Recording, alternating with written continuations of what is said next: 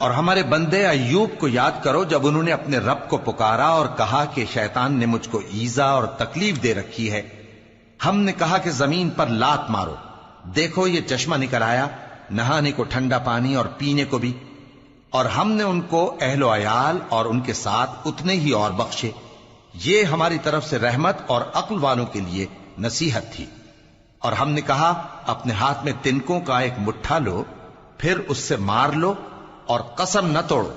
بے شک ہم نے ان کو ثابت قدم پایا، بہت خوب بندے تھے، بے شک وہ بہت رجوع کرنے والے تھے. اور ہمارے بندوں ابراہیم اور اسحاق اور یعقوب کو یاد کرو جو قوت والے اور صاحب نظر تھے.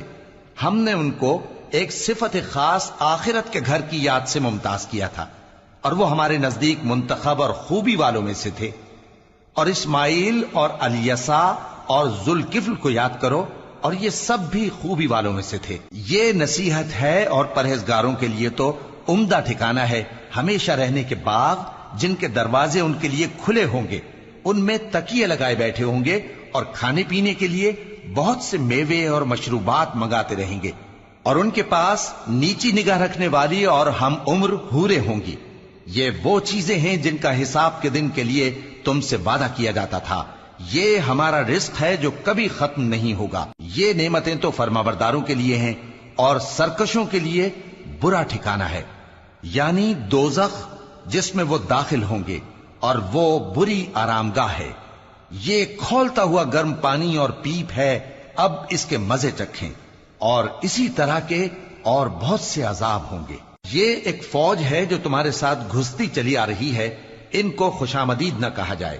یہ دوزخ میں جانے والے ہیں، کہیں گے بلکہ تمہیں کو خوشامدید نہ کہا جائے، تمہیں تو یہ بلا ہمارے سامنے لائے ہو، سو یہ برا ٹھکانہ ہے. وہ کہیں گے اے پروردگار جو اس کو ہمارے سامنے لایا ہے اس کو دوزخ میں دگنا عذاب دے. اور کہیں گے کیا سبب ہے کہ یہاں ہم ان لوگوں کو نہیں دیکھتے جن کو ہم بروں میں شمار کرتے تھے؟